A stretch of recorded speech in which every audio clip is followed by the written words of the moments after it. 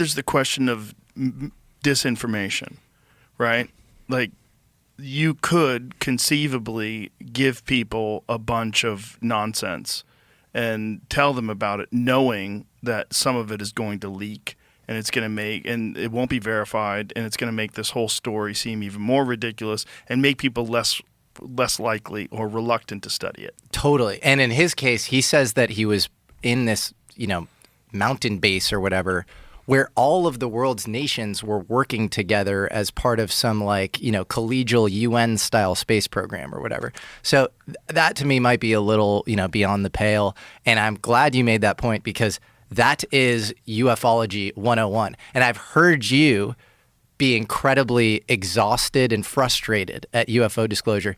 And I think that is the reasonable response. It is limited hangouts on limited hangouts. It's just, we're going to give you a little bit, but we're also going to sprinkle in some falsities and some bullshit. We're going to stigmatize it. And it kind of works because it creates this initiation path for recruiting, if there are any of these programs. It widens the surface area. It both conditions the populace, but also stigmatizes the thing and makes it seem like kind of a joke. And so I think if you are not viewing modern disclosure through that kind of hermeneutic lens of interpretation, and you were just taking it, accepting it, imbibing it wholeheartedly, prima facie, I think you are in trouble. Yeah. But that's what's so interesting and fun and also frustrating about the subject. Yeah. I mean, that's the majority of your videos. It's I don't know. I don't know what to think. I don't know who's full of shit. I don't know how much. I mean, I was watching the Townsend Brown one today. And you were talking about John Lear and John Lear's connection to Bob Lazar and the possibility that Lear was spreading disinformation. Yep. Yeah. So I've, by the way, since making that video, I've become more positive on Lazar, just insofar as I think he was at S4 Area 51. And there's going to be a great documentary coming out by my buddy Luigi on this called Project Gravatar. And I think there's going to be a lot of corroborating evidence that he was at least there, and a lot in his story checks. But I think you have to view, and I even say that in this video, that I think a lot of this story could be true. You can't, I think, view the Bob Lazar story, you can't just take it at face value, because John Lear and he were friends. John Lear is this babbling UFO nut. He's obsessed with UFOs. He's writing weird, disinfo-y style stuff with Bill Cooper, Behold the Pale Horse guy. Which is a wild book. Yeah. And so he's crazy. Doesn't he talk about bases on the moon? He talks about bases on the moon. Lear also talked about a soul catcher that controlled our souls on the moon. Oh boy. And so Lear was flooding the zone with all sorts of weird shit. Lear comes from an interesting family. Right. His father is Bill Lear, who's the autopilot wizard. He created the first business, basically the first private jet, the Learjet, in the 50s and 60s, and was an associate of a guy I hope we talk about named Thomas Townsend Brown. Yeah. And so I think, Lear was engaging in all sorts of bullshit. Was he a useful idiot, or was he a sophisticated agent provocateur? I'm totally open to him having been a useful idiot. In fact, there is a video of him saying, I was told, I was given all the Bob Lazar files or whatever, and I was told about, to actually, he said a guy named Admiral McClellan knew that I ran my mouth. I even have this video actually on the doc that I sent you, Jamie. He says, knew that I ran my mouth. So that's why we got Bob a job or whatever. And we knew that part of this stuff would leak. And it was this limited hangout strategy on behalf of this guy named Admiral McClellan or whatever. And he was this useful idiot to sort of get it out. And I think for what purpose? Recruiting. You give people high level. Yeah. Here, we hear it here. And the MJ personnel, the original 12, have all passed away. So they get different people into these positions of MJ 2, 3, 4, 5, 6, and taken over. It's degraded, so it's almost political now instead of like it was when Truman originally formed the MJ-12. It turns out that MJ-1, the head of MJ-12, is a guy named Admiral Mike McClellan. He wanted to get some of the information out because he didn't want to. He thought that some of this information should be out in the public. We don't need to keep all this secrecy. So he decided trying to figure out a way to get it to the public. So he knew that I was a blabbermouth and I would tell anything I knew. They investigated Bob Lazar and they knew that he was a genius, but that he had a background such that they could instantly discredit him. They removed all his records from MIT, from Caltech, so he couldn't prove anything. He'd go back to Cal, no, I don't see any records here. And, well, I was here. Well, no, you weren't. And he also, up in Reno at one time, he ran a cat house there. I forget what the name of the Honeysuckle Ranch it was. So they chose him because not only could he probably help them because he was so smart, and as a matter of fact, he's the one that named ununpennium 115. He's the one that told them what that was, and they didn't know when he went there. They didn't know what it was. He was the one that told them that's element 115, and then told them why and how he'd figured it out. But they decided to pick on Bob to go up there to work at S4 because they knew that Bob would tell me instantly and that I would blab the whole thing.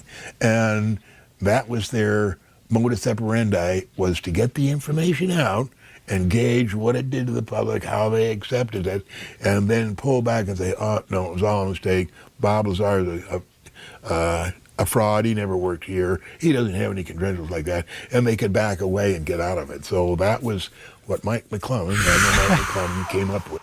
Isn't that crazy? Weird. And to me, Kind of makes sense a little bit, though. it does. And that doesn't make Bob Lazar still not the most interesting story in the world. Like he's not saying it didn't happen, right? He's just saying that this happened as part of this limited hangout strategy where they knew that they could delete the records at MIT. They knew that they could stigmatize him because of the brothel. They knew that he was this not traditionally trained engineer who just happened to strap a ramjet on the back of a Honda or whatever and meet Edward Teller serendipitously. They knew that they had plausible deniability on all of that stuff. There's a great line in the Oppenheimer movie where Leslie Groves, played by Matt Damon, says, "I didn't hire Oppenheimer in spite of his communist sympathies. I hired him because of them." So if you have a top secret program, you want compromise on people. You want to be able to blackmail them. And so I think, that should be taken at face value, in my opinion. And the reason that the story itself can't be taken at face value and needs to be seen through that lens is Lear and Bob Lazar were friends before Bob Lazar got a job at Area 51, S4. And so if you have a top secret program, you're going to do a basic background check. And Lear is going to come up as a guy with a UFO blog, right? And then the CIA is all over the UFO program, right? And he was flying CIA cargo jets. And he says that he disaffiliated in 83. That's bullshit. George Knapp and Jeremy Corbell have talked about how that's BS. And actually disaffiliated much later into the mid-'80s or whatever. Why would you continue to pay a guy who is leaking your crown jewel secrets? And then the guards at Area 51 knew John Lear. John Lear and Jim Goodall, his buddy, who's a photographer, had been camping out at Area 51 for the better part of a decade. Like the security guards there knew him. Jeremy Corbell has talked about in interviews, like I would go with John Lear and he would show me around or whatever, and they would let him through. And before leaking the Bob Lazar story to George Knapp, he leaked a story about the F-117, which is the first stealth craft in the U.S. And so I think that helped establish sort of, credibility or legitimacy. Was he a useful idiot or agent provocateur? I don't know. There's a photo of John Lear with G. Gordon Liddy, who's as deep and spooky as it gets. I met him. No way. He was on Fear Factor. No way. Yeah. G. Gordon Liddy was on Fear Factor? Yeah. Are you serious? Yeah. You're not messing with me. No. G. Gordon Liddy was on Fear Factor. Yeah. What? Yeah, he probably would have won, but there was a driving thing at the end, and he couldn't drive well without glasses, and you weren't allowed to wear glasses. Yeah, look at that. G. Gordon Liddy. And John Lear. That is the most gonzo thing I've ever... G. Gordon Liddy was on... How does he... Did you have a quota of It was Celebrity Fear Factor. Celebrity Fear Factor. Yeah. That's wild, man. He's a fascinating guy. He was intense. I can only meeting imagine. him, I was like, okay. What was he like? fucking intense. There was one of the things where you had to be hung by your ankles, and like, there he is. Oh my God. Yeah, G. Gordon Liddy on Fear Factor. Yeah, he looks nuts. Oh yeah, he was nuts, and he was very old at the time. But I think that's what fucked him up. But in the final stunt, he couldn't see well without his glasses, and so this is the thing they had to like. I forget what they had to do.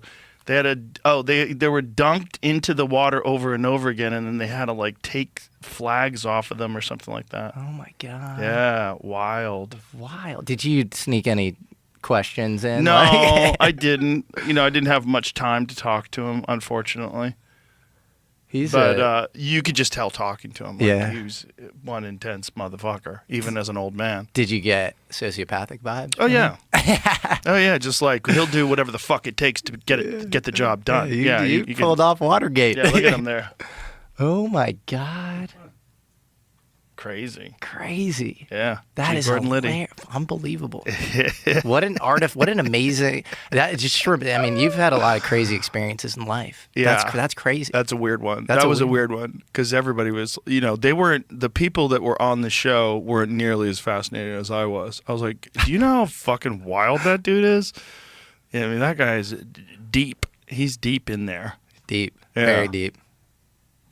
Oh my God. That's unbelievable. Yeah. Wild.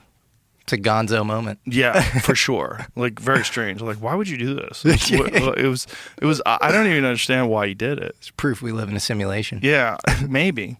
It was very strange. Like, what would be his objective? Like, I feel people like that love fucking around. They love getting a rise out of people, Maybe. and they love, if he is a sociopath, he loves, going back to the scene of the crime and just as much attention as he can get. I don't know. I can't psychoanalyze G. Gordon Liddy. he'd famously put cigarettes out on himself, and hold his hand under flames. I didn't know that. That's Yeah, nuts. just to show that he could control his response to pain. Psychopath. And he felt like that when you're around him. Like so that thing that they had to do where they got dunked and they're hanging by their ankles and dunked into water, so it disorients you while you're trying to do this task. He did it better than anybody. And they just couldn't At drive. like 150 years old or whatever the fuck he was. Yeah. I felt like we're gonna kill him. He's like really old to be doing this intense physical thing to him. Yeah, but at the end, he just couldn't see at night. His eye, when you get old, your nighttime vision is real bad. Poor G. Gordon Liddy. Yeah, but so how did Lazar know what element 115 was? I don't know. So element 115, elements are just differentiated by the number of protons. So it is easy to predict there will be an element 115 before element 115 gets discovered. If they have, I think they don't have a stable version of Moscovium, which is element 115. And so if they can find some stable version, I think he'll be super vindicated based on that. Well, they think he has a stable I version. know that. Yeah. Yeah. It's They think that was part of, during Jeremy Corbell's documentary that he was doing on Lazar, he was raided by the FBI. They raided his lab, and he thinks that's what they were looking for. That is wild. Yeah. I think there is so much real about the Lazar story. I think he was at S4. I think he met Edward Teller. I think he was at Los Alamos. I think he was at MIT. I know there's some stuff he told you offline. MIT's engaged in a lot of spooky stuff where you can't talk about what you were doing. There's a lot of federally funded weird stuff going on Yeah, there. if you want to teach your people how to do something that's kind of fucked up, you would send them to MIT. 100%. Yeah. EG&G came from Doc Edgerton, who was, MIT faculty, and that's where he ended up working after meeting Edward Teller was EG&G. So I believe there's a lot in that story that's super true. I'm just, that lens, you need to apply that lens. Right. The limited hangout lens. Well, it's also like, what is he dealing with really? Like, what is the craft? Is that thing ours? Did we have something in 1988 that was that sophisticated, or is that really back engineered? That's the Is it a mind fuck? That's the $1 trillion question. Is this tech protect? This is at a time when stealth craft had just came on the scene, and you had When did stealth technology first get implemented? It was the F-117 was the first stealth craft. That was the early 80s. And you had actually this guy named Pyotr Ufimtsev, who is this... what a name. Yeah, a great name. Early 20th century Russian mathematician that Ben Rich and some of his engineers at Lockheed Skunk Works had resuscitated. There's this kind of disagreement between Ben Rich, who is the incoming Skunk Works director. Skunk Works is the most advanced R&D division of Lockheed Martin. And Kelly Johnson, the legendary guy who had started Skunk Works.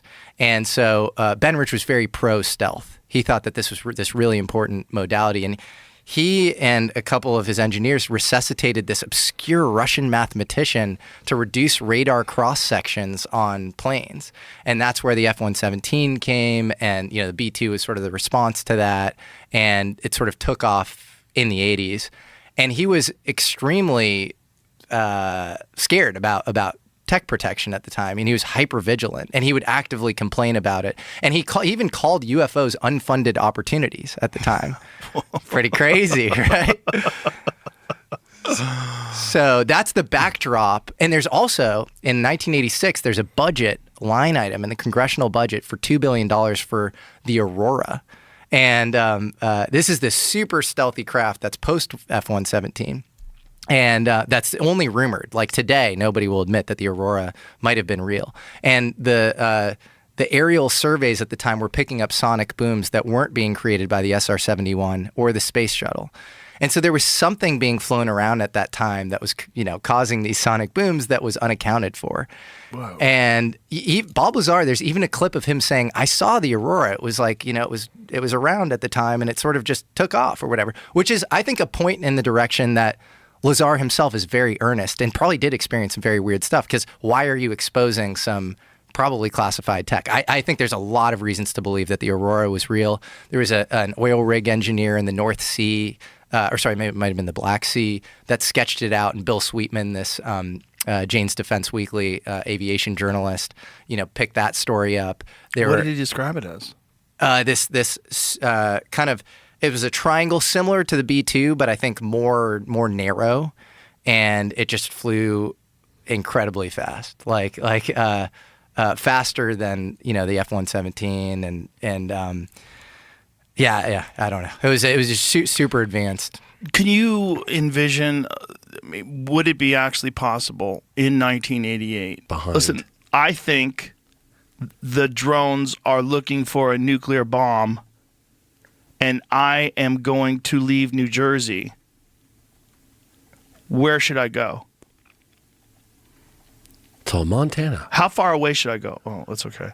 If you leave New Jersey as a precautionary measure, here are some suggestions for place to relocate Texas, temporarily. You're doing good. Head west. Okay, so now we're getting better. So now it's saying go further away. Wow. Colorado, scroll back up so I can read that, where it said Colorado. Consider Durango, Grand Junction, or areas outside of Denver. These are safe and equipped with modern infrastructure. They're telling you to move. This is telling you to get away from big cities. Durango. Tennessee, the Smoky Mountain region, and Gatlinburg, Knoxville provides natural beauty, lower cost of living, and a sense of isolation. They're telling you how to rebuild civilization. Okay, if a nuke goes off. Where to go? If a nuke goes off on the East Coast, type this in, Jamie. If a nuke goes off on the East Coast, where should I be to be safe? Oh my gosh. If you're concerned about potential nuclear incident, here's a list of safest options based on geographic, environmental, and strategic factors. Montana, Colorado, Wyoming, Idaho, sparsely populated, vast distances from major cities and military targets. Towns like Bozeman, Jackson Hole, Sandpoint are beautiful, remote, and away from the fallout paths. Jesus Christ. I'm curious, what would happen if you asked ChatGPT, is it? GPT, if what percentage of UAP represent a non-human intelligence? Okay, that's a good one. What percentage of UAP represent a non-human intelligence? Really curious. I was just pulling it from the internet. I know, but let's see what it says. Could represent non-human intelligence, remains unknown and speculative. current investigations by UAP organizations like the U.S. government emphasize the following: most UAPs have conventional explanations. Oh, this is Project Blue Book bullshit. Small percent of 5 or 10% of UAP cases remain unidentified even after thorough analysis. These cases, I was like 15 to 20, but yeah, 5 to 10%. Evidence inconsistent with known human technology. No conclusive evidence for non-human intelligence. While some UAP cases are puzzling, the government has not officially. Okay, Commander, but type this in. Commander David Fravor encountered a tic-tac shaped craft in 2005. Well, 2004. 2003. Okay, 2003. That defied our understanding of known physics. Period. What do you think he saw? Wow.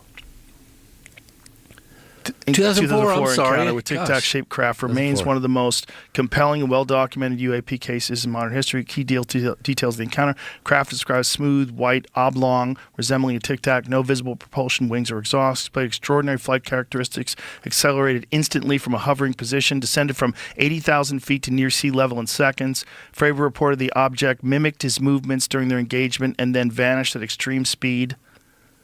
It's possible the craft was an ultra-secret military project, either U.S.-based experimental aerospace technology, or developed by another nation. However, the extreme flight performance raises doubts. Such advanced technology would suggest a significant leap beyond publicly known capabilities, which is inconsistent with current engineering limits. Sensor anomaly or perception issues. I asked the heads of Aero if they could explain that one, and they said no. No, type this in. It's a really good case. If all accounts of the capabilities of the tic-tac craft are true, what are the possibilities that it came from another planet?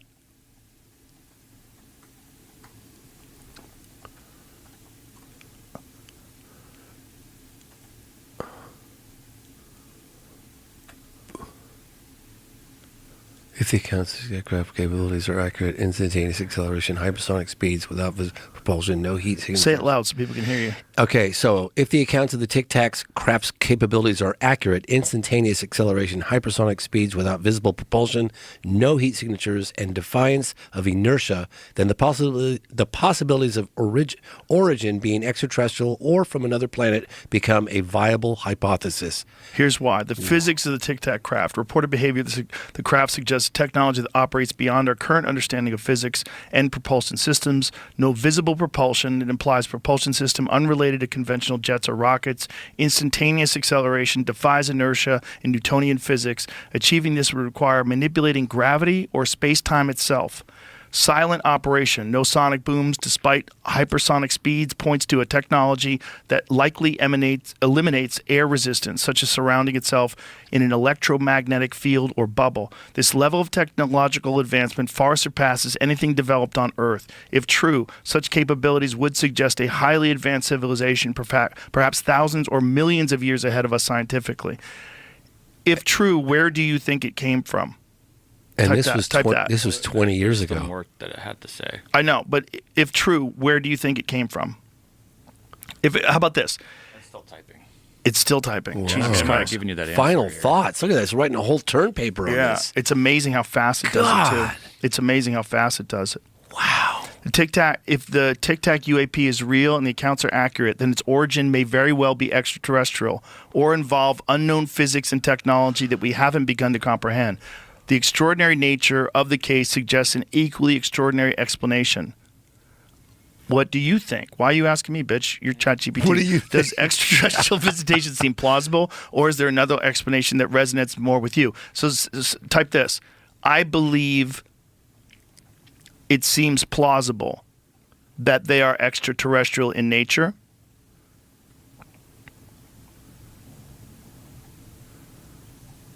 Good luck. I was going to say that's good. If true, where do you think they came from?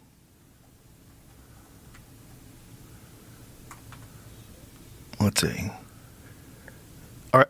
Identifying where they might come from involves exploring nearby stellar systems, known exoplanets, and plausible scientific ideas about interstellar travel. Here are the most likely possibilities. Nearby star systems with habitable zones. Alpha Centauri system, 4.37 light years away, the closest star system to Earth. Proxima Centauri, potentially habitable planet, exoplanet orbiting Proxima Centauri within a habitable zone. If life developed there, it might be technologically advanced enough for interstellar exploration. Bernard, so it's giving me a list of all the potential different possibilities, possible star systems. Wow. This one's only 39 light years away. What was the closest one? Alpha Centauri was that? Was that 4 light years or something? I don't know. Scroll back up. Scroll back up a little bit. I said 3.9. 3.9 million. 3.3. 4.3. Alpha Centauri, 4.3 light years pretty away. close. Wow! But here's the crazy part. Pretty close. You remember the twin paradox theory? They say that if you get like 2 twins, right, as kids, say one's 10, they're both 10, Right. and you put one in a spaceship that travels the speed of light for 1 year, he would come back with an atomic clock on board that spacecraft a year older. He'd be 11, and his brother would be an old man. I can't wrap my mind around that. Right. But they say it's pretty much fact. But that's speed, right? I think what we're talking about is different than speed. I think it's instantaneous relocation. Right. So, in other I words, think you would I think instead of like manipulate the space-time between the 2 points? Right. So I think the idea is that instead of a rocket that goes, 5 million miles an hour and just shoots off of Earth and keeps going until it, 5 million years from now, it runs into this planet. I think it's different than that. I think if I had to guess where something can manipulate gravity and space, what it would do is instantaneously appear in these new places. And you've talked to a lot of physicists about this kind of stuff, huh? I have, and the way they explain it is baffling. And Bob Lazar's version of it is baffling because Bob Lazar's version of it that he told in 1989 kind of makes sense when you talk to people that are trying to develop some sort of a gravity or a warp drive. Right. And the way Bob Lazar explained it is that this element, when bombarded with radiation, creates this, I'm really butchering it for sure, creates some sort of a gravity field that allows it, the way he described it, like if you took a mattress, a very soft mattress, and put a very heavy bowling ball in the middle of the mattress, it pushes the mattress down to that area, and that this like folds time. Right, so you go from here to here, but when you stretch it down, suddenly those 2 points connect. It folds it, yeah. Right. And so wherever it is, wow. It's here. So it's not like it's going a million light years. So it's a malleable. million light years an hour. Yeah. Space is malleable. Exactly. It's just... Well, it makes sense if you think about how technology scales, and if we do. I mean, Ryan brought up this yesterday as well, that there was research and there was papers written about the idea of having some sort of a gravity drive or having some sort of a gravity propulsion system, something that doesn't rely on conventional, rockets, yeah, we're not pushing doing it gases jet out fuel, the back. that's for sure. Exactly.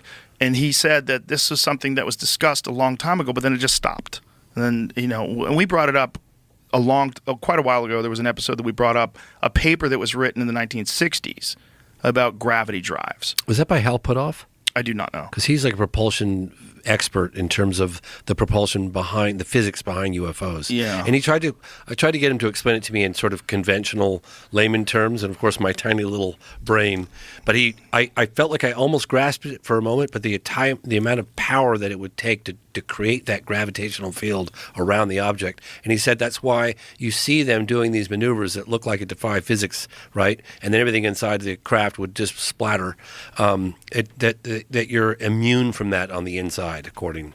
Which also would make sense. I'm not a physicist. What am I talking about? Right, but that would also make sense if you had something like that you could go in the ocean as well, right? Yeah. So because whatever's around you wouldn't matter because you're not affected by it. Right, you're somehow creating a field around you that's immune to whatever. Right. Well, that would be the only thing that would make sense for how it could move so fast underwater. Atmosphere, space, water. And how it would be transmedium. Yeah. It can go from space into the water. It's unaffected by gravity. It's unaffected by all the things around it. It creates its own gravity field, and it allows it to just pass through things. I remember Kirk McConnell, who Senate Armed Service Committee, who investigated UFOs from 2017. I talked about him earlier, but he said that they were picking up Aegis radar systems were picking these objects up from basically from space, and they were shooting down from space all the way down. They'd loiter for as long as they wanted to, go in the water, come back out again, shoot back up into space, and they would just do it like, all day long. And there was nothing. Well, we can't see that, right? I don't know if someone does have, if there's someone in the military that does have some like super advanced satellite reconnaissance imagery of these things, I could see why they would hold that back. I could see why they would think that people aren't ready for that. I could see it. Do you think Elon knows? He's real cagey about it. He is cagey about it, and he's got deals with the DOD, and he's got satellites and everything. That's probably why. I'd be cagey about it too. He knows more than what he's saying. This is what he said. If aliens are real, they're very subtle. That's what he was saying. I was like, I don't know if they're subtle, man. The Phoenix Lights wasn't that subtle. If that's aliens. I heard from some people around him that because of his contracts with DOD, that he kind of keeps quiet about it because I'm sure. Everybody talks about, even Ratcliffe talked about the satellite imagery of UAP. If they're picking it up, why wouldn't his systems pick it up? He hasn't said a peep about the drone thing. And you haven't asked him about it? Nope. If he wants to tell me, he'll tell me. I'm not going to be that guy. I'm not going to be annoying. But publicly, like on X, has he said anything about the drones? He said something a couple weeks ago, I believe. I think it was a couple weeks ago. I'll check right now. But it's like there's a big drone storm or a big drone fight coming, and people are taking that as like he knew this was happening. A big drone fight coming? Well, he has been real public about the idea that building manned fighter jets is at this point kind of foolish, and I think he's correct. So unpiloted only. Yeah. I think takes the fun out of it. Well, it takes the biological mistakes out of it is what it does. Right. It takes the human mind out. The human mind is very fallible. We already know that AI systems, like Mike Baker explained to us, that AI systems with fighter jets beat actual fighter jet pilots 100% of the time.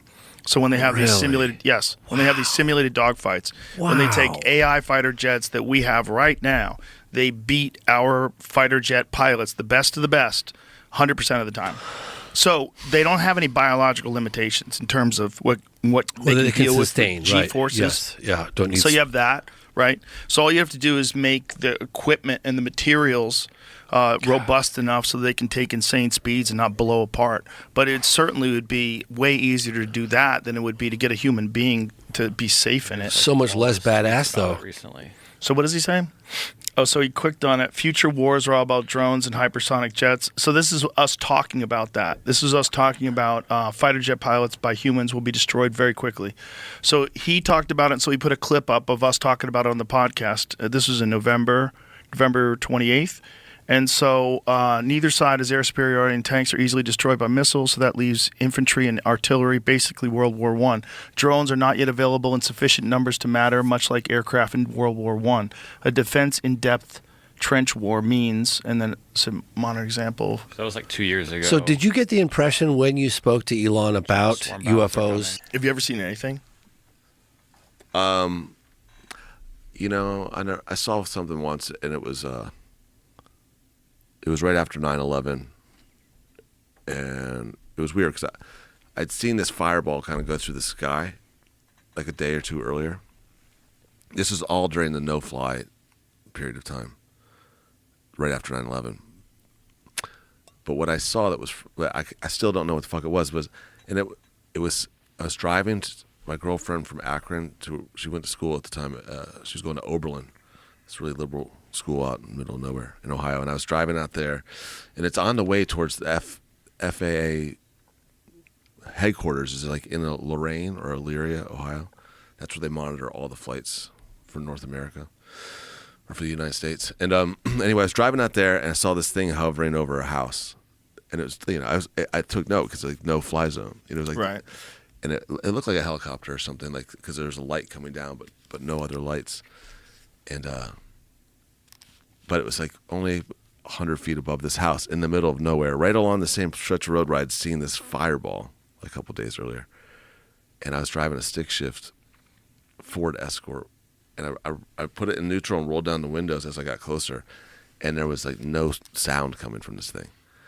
And my girlfriend had like one of those Nextel phones, the early cell phone, and she turned it on because like you should call someone, like call the police or something. This is insane.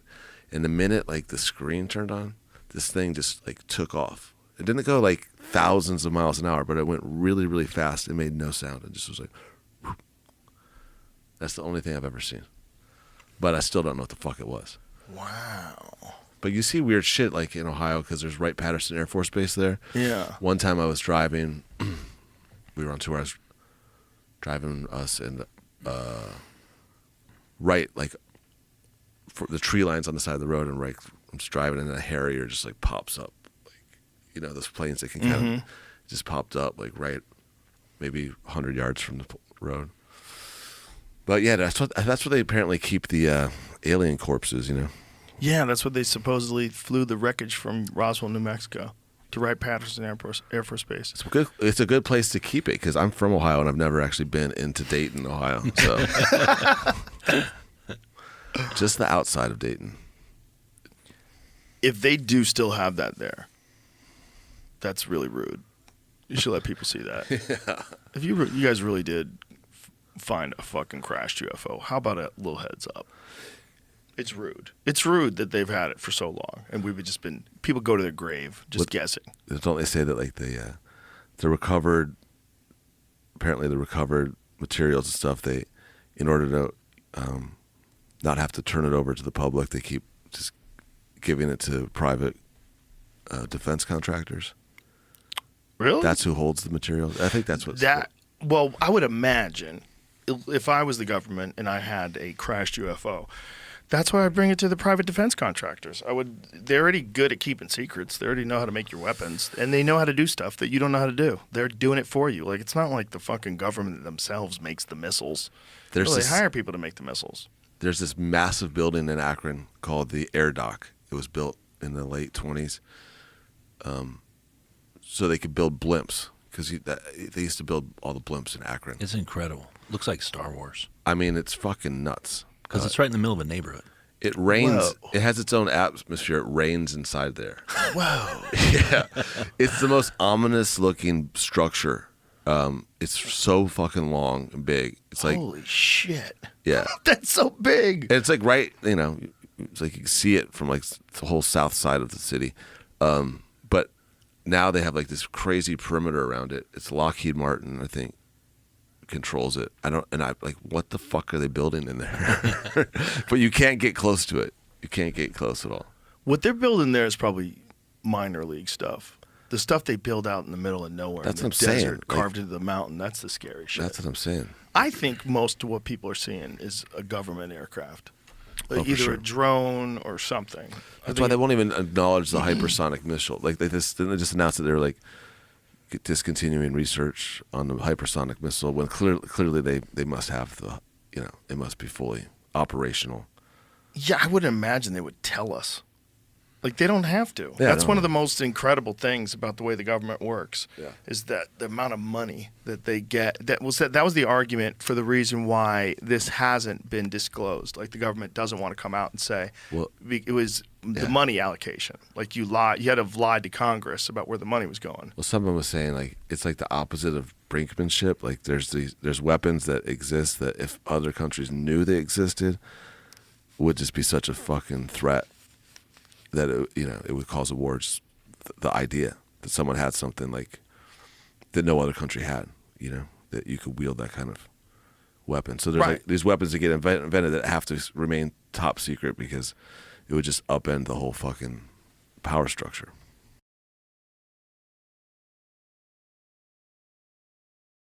So this was Yeah. 33 was the first documented. That is the earliest one I can talk about. Yeah. There's something that predates that? You could infer that. You could infer that. Yeah. So this 33 one you said was in Italy? Yeah, magenta. So it's I'm bad at geography. I think that's like a Lombardy region. It's like northwest Italy. And what's the story behind it? So basically, it it looked like it crashed, right?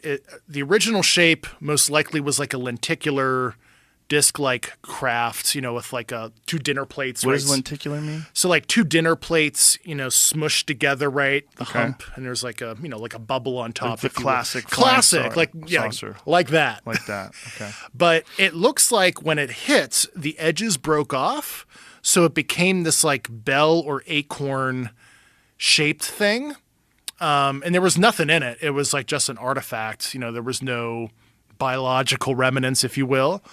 So it's so funny because the Italians were so confused. They actually called up the Germans and they were like, is this one of your Wunderwaffe? Like, what the hell just crashed in northern Italy? Mussolini. And this is all publicly available information because some Italian researchers found all these original documents that some people were sitting on for years in Italy. They put a gag order on the press, etc. And Mussolini asked the Germans to come down. And of course, the Germans came down and they were like, that is not ours, but let's look at it together. So that's kind of perhaps a tertiary reason the kind of Axis powers got together. I'm not saying that's like the reason, but I think the Italians and the Germans were so intrigued with what they found from like an artifact perspective. There was at least some scientific and military collaboration during the war, the details of which I'm not sure of, but I know people that know that specific event that are currently still intel officers within this program in detail. But so was there witnesses to the crash or some sort of an understanding that something had crash landed and then they discovered it? Yeah, I forget the precise discovery. I don't know if it was like local police officers or local farmers found it in the field, something like that. I don't want to misspeak. I assume some of the Italian researchers might have some fact witnesses that can orally say, "Oh yeah, my great-grandfather found it" or something like that. But I don't remember. And what was the scale of this vehicle? It was probably like 20 feet by 10 feet, something like that. Not super huge, but kind of big. Do they think that this was a drone? Do they think that this was occupied? There was nothing in it. So if it was piloted, if you will, by some sentience, I mean, your guess is as good as mine. So. So what happened to that vehicle?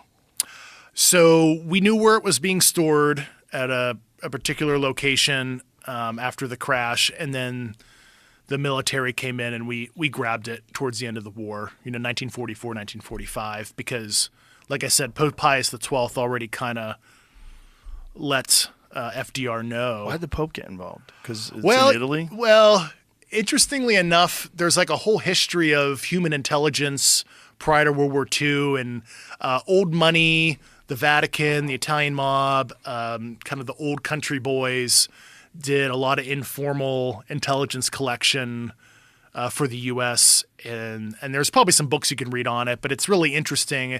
Human intelligence collection wasn't really formalized until the Office of Strategic Services, the OSS, which became the CIA in 1947.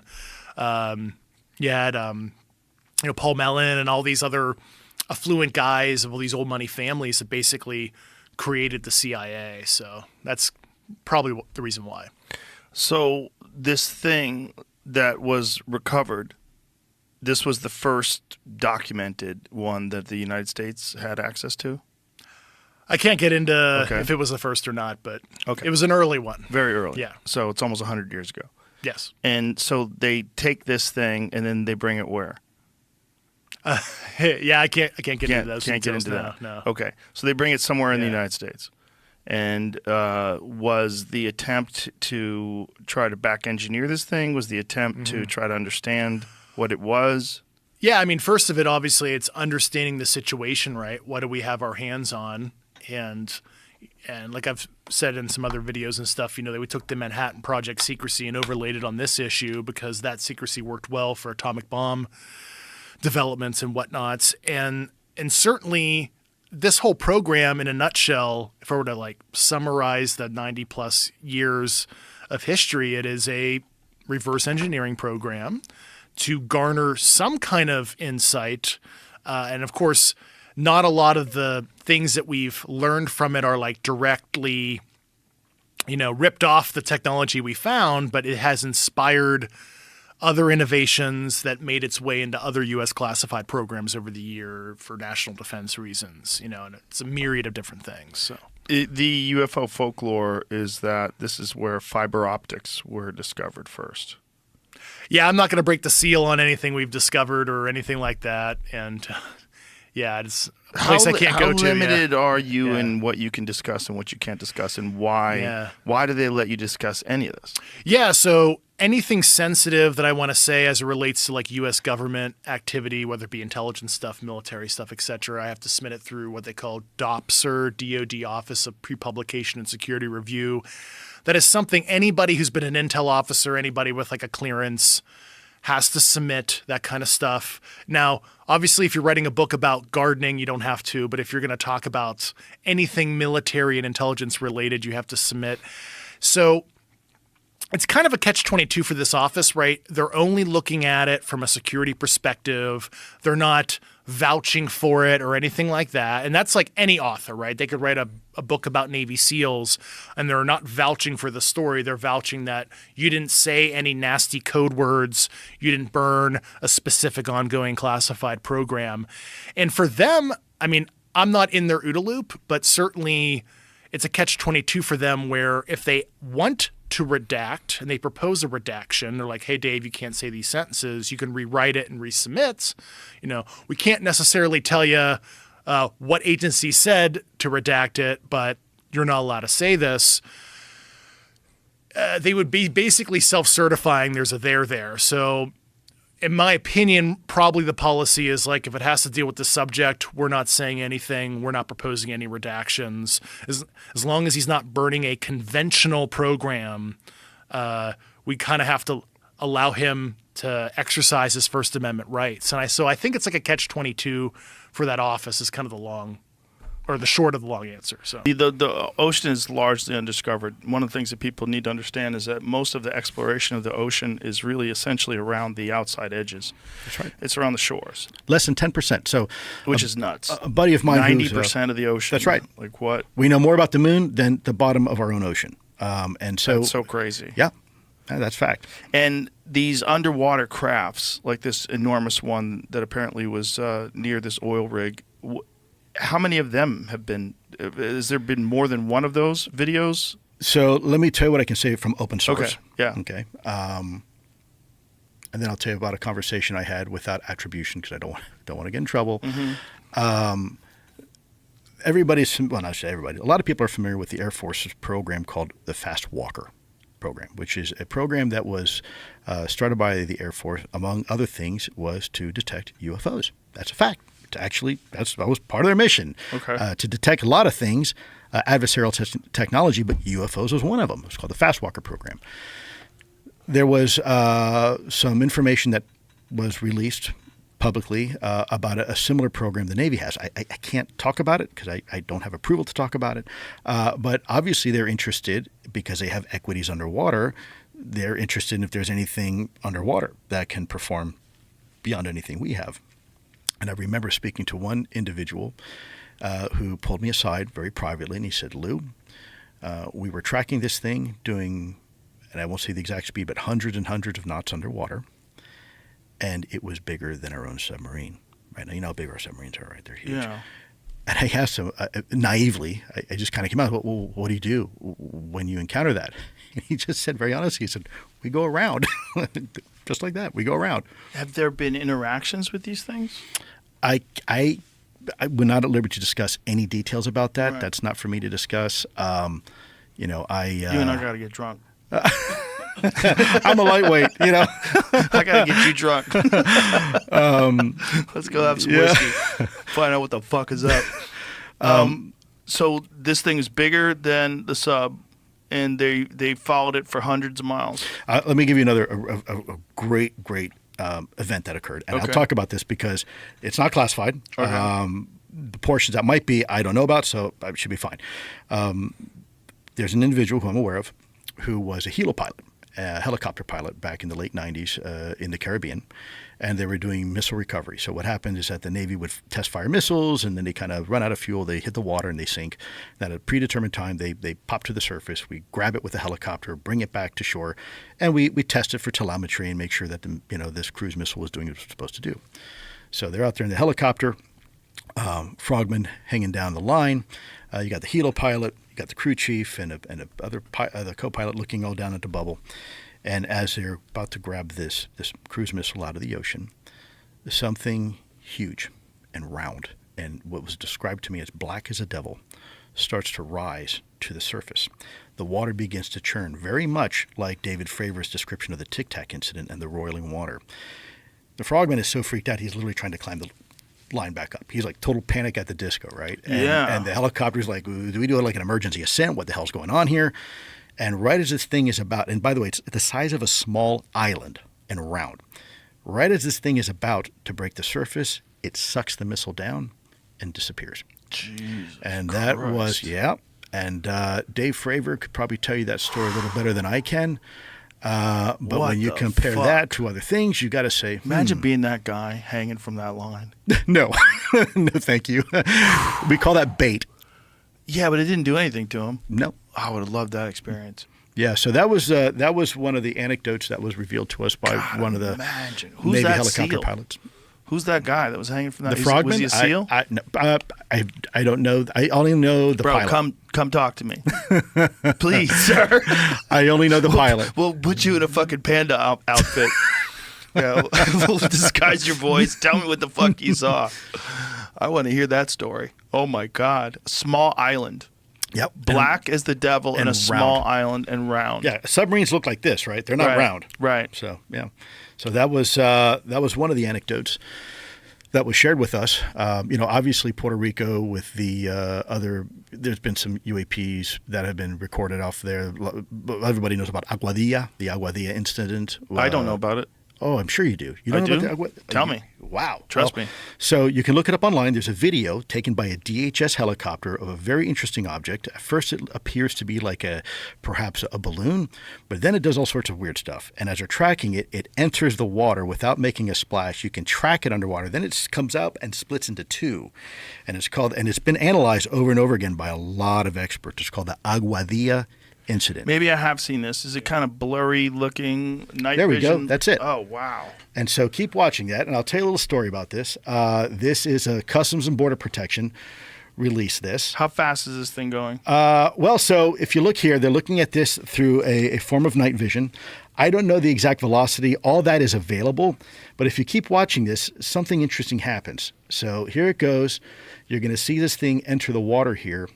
There he goes, underwater, and then it pops back up and splits into two. They're tracking it. See, no waves, no wake. And then it surfaces and then does something pretty interesting here. So keep watching. So it's going high speed through the water. Underwater. That's underwater. Then it breaks the surface of the water again. Keep watching. Boom, underwater, over water, boom, underwater, out of water, and then you'll see it split into two. So I didn't see it split into two. Did you see it? If you watch the rest of the video, there it is. Oh, there it is. Yeah, the Okay, video is there. actually really long, but that's just one example. This is these are, you can see all these videos. They're prevalent. They're everywhere. You see the aircraft on the bottom right. You see the UAP on top that's tracking it. Yeah. Yeah. No wings, no control surfaces, and it keeps up with the A-10 and does all sorts of interesting maneuvers. Right. So that's an A-10 Warthog.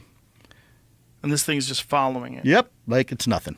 Do you think they're trying to let people see them? Like, if you had a guess? I don't know. I mean, could it be a demonstration of capabilities? We Yeah. do that, right? Every time a Russian surveillance aircraft comes by, we launch two F-22s and we get real close to it and say, hey, Right. be careful. But not even from a military perspective. Like, if a civilization was trying to alert another civilization about its presence, wouldn't it go towards whatever military vehicles it has and show itself? And then I would imagine that if they understand human beings, they understand our psychology, and they understand that some giant size of an island, black as the devil, circular craft that lands next to the Pentagon would fucking end the world. We would freak out. No one would know what to do. That would be stock market crash, mass chaos. No one would know what to do. The way to introduce yourself, I would imagine, would be gradual over a long period of time to allow this civilization to accept the fact these things exist, and then slowly but surely show versions of themselves. Yeah, I got home from the Comedy Store at like 2, and then I watched some goofy. I've been on this UFO documentary kick. Watching UFO documentaries? Yeah, I told you it was David. I started talking about it. Yeah, we were talking about that. Yeah. What were you? Did you have something specific that you saw recently? Yeah, the documentary. 2 of them. One of them is Area 51, Bob Lazar, and Area 51 and flying saucers. It's a documentary on this guy who claimed that he worked on these alien ships in Area 51 in the 1980s. That gave me chills. As time's gone on, more of the things that he said have proven to actually be true. Like what? Including an element that he talked about, element 115, I think it was called. Like an organism from outer space? No, an element, like a man-created element, like this carbon. Right. There's an element that they created that he talked about way before it was ever publicized. And he talked about this thing, and then it turned out to be true. He talked about these, there's these hand monitors that you would put your hand on this thing, and these metal lines would detect the distances in the bones of your fingers, the exact distances, and everyone is different. It's like a signature thing. And that they could find out if it was you or not you that was trying to go through. So the way they would scan people, the bioscan, would literally measure the bones in their fingers. And people said that was horseshit. Wild. He talked about this in the 1980s. People said it was horseshit, but then later on turned out, no, they did have that in Los Alamos, they did have that in Area 51, and that this technology was very, very advanced. Very, not just very advanced, but very not. It was not well known at all. Like very few people did. And this guy who was creator of this documentary, it was very difficult for them to get photos of this hand scanner. But this hand scanner did exist and existed exactly as this guy described it. In the 80s, I mean, that's super progressive for that time. There's also even people for now. that did approve his top secret clearance to get to this place. They know that he actually worked there. There's people that worked in the same Los Alamos lab with him. They tried to say he never worked there, but his name's on the manifest. It's very strange. It's like they've tried to erase parts of this guy's past because he filmed a bunch of their crafts as they were flying around. Like he knew what days. This is the thing. That thing right there, you put your hand on that, and it actually measures the distance of the size and length of your bones. That looks like something that's inside of an escape room in L.A. It does. It's hilarious. It's so true. But Doesn't it? I went into this documentary skeptical. As you should. Yeah, but I'm so done with all those things. But listen to this guy talk for a while. After a while, I was like, what if he's telling the truth? Like, what if he is actually telling the truth? Because if he's actually telling the truth, there is some part of the government that had access, at least in the 1980s, to alien technology. I mean, there it probably is. There probably is some truth to that. Crazier things have happened. And also, like, just your mentality of believing him is probably the same thing that made Dr. Malachi Lovejoy Robinson III become successful. A con artist? Yeah. I mean, either this dude, there's validity of what he's saying in this documentary, which I can't wait to watch, or he's just really great at painting a picture. Some people are so good at convincing you That's true. of truths. True. There's, people with like borderline personality disorder and every sort of spectrum in between there. They become really good manipulators. That is true. However, usually they do that in more than one avenue. Absolutely. And this guy's not doing that. Yeah, so if it's just a documentary, then... Yeah, also hasn't varied his story. Like, I mean, he might have, like, changed the way he says things in terms of, like, the words he chooses, but the actual story is exactly the same as he was telling a long time ago. Is this a self-produced documentary, or is there a production company involved? No, a production company See, that's where it's like, okay, there's probably some validity to this. But this guy's been around for a long time. I remember reading about him and watching videos about him, 20 years ago. I mean, don't you think you're somebody who, you said, and I know this about you, you love space. You're obsessed with that, the idea of what we are in the solar system and beyond. Like, how impossible is it to think that there could be a creature that could breach our atmosphere with some advanced technology and be able to just sort of chill, scoot around, scoots, magoots, check us out, and fucking peace out back up to wherever they're from. I don't think that's how they would do it, but yeah, I know what you're saying. You know exactly. They scoots, magoots. Yeah, they just kind of cruise around. They're looking at us. Well, he had an interesting little analogy. reconnaissance. He said if you brought an atomic engine to these people that lived in the Victorian era and said, "Hey, this is a nuclear power plant. Like here, check this out."